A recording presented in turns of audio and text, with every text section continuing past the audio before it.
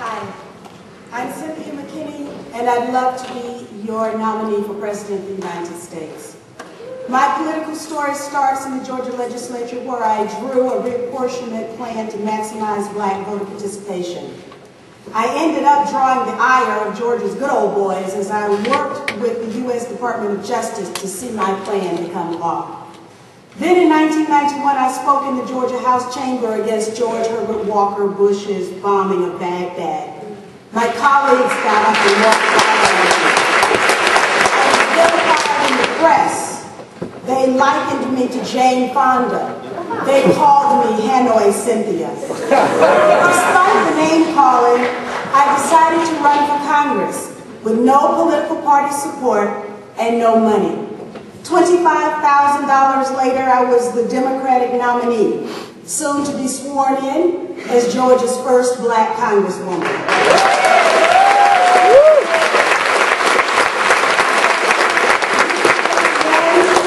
That I was another Angela Davis.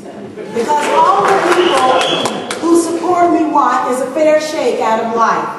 They want honesty, dignity, and respect and opportunity.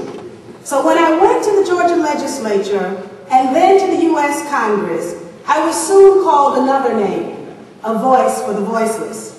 Over the course of 12 years in Washington, D.C., I compiled a lifetime voting record from the AFL-CIO of 93%, 92% from the League of Conservation Voters, 100% from the Human Rights Campaign, 97% from the ACLU for my last 2 terms in Congress, 100% from the Children's Defense Fund, and consistently made the Congressional Black Caucus Monitor Honor Roll when it was part of the Black Commentator and under its current relationship with Black Agenda Report. While in Congress, I offered legislation that would take tax breaks away from corporations to take our jobs overseas. I offered bills to institute a livable wage, repeal the Military Tribunals Act, protect and restore our national forests, eliminate the use of depleted uranium, punish law enforcement agencies found violating human rights.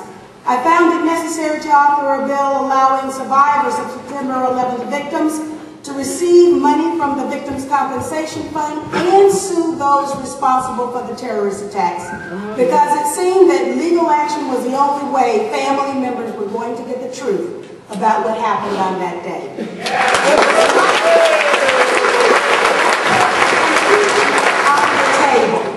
I offered the amendment that extended Agent Orange benefits.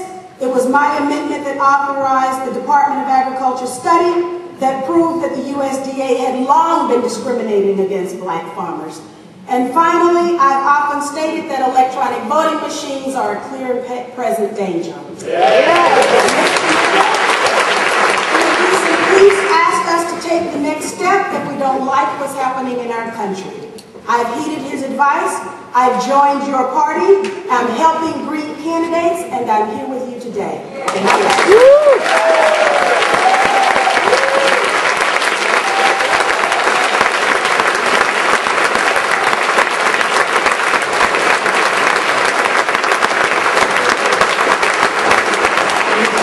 Now we'll have opening statement by Kat Swift.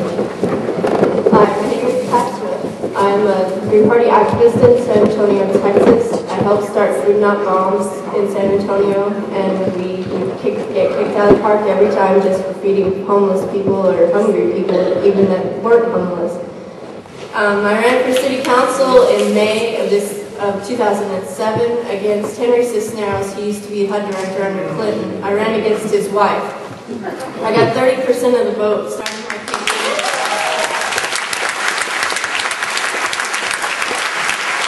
I was outspent 20 to 1. Basically, the reason why I decided to run for president, well, this time is the first time I can run for president. I'll be old enough soon. And I got my start in politics really around complementary medicine not being a mainstream opportunity for people. You couldn't have access to herbs that could help with your pain management, which in California, y'all are still struggling with certain laws around that, but the rest of the country doesn't even have it. And also that, chiropractic, acupuncture, and all of these other different modalities are not viable alternatives and not covered by our healthcare systems. And that's what really prompted me to get involved in politics.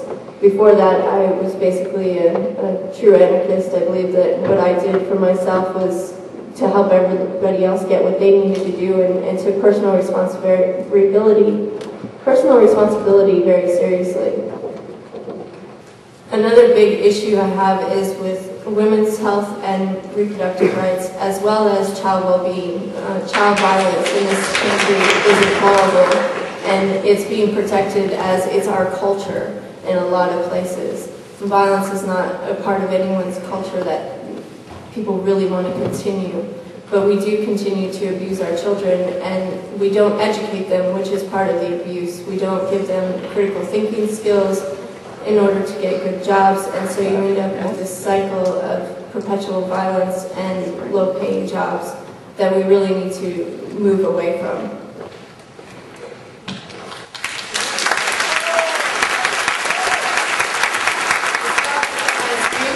Politics go, I live in a state which is one of the hardest states to get on the ballot.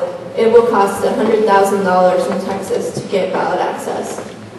And this is a pay-to-play system, and a lot of other states are the same way. And we need to look at unifying ballot access laws across the country so that you don't have to live in one state so that you can run as a Green candidate. And if you go to Texas, well, you're just screwed. You can't do anything about it. You have to run as you can't even run as an independent. It's next to impossible. So we need to look at ballot access laws and change them uniformly.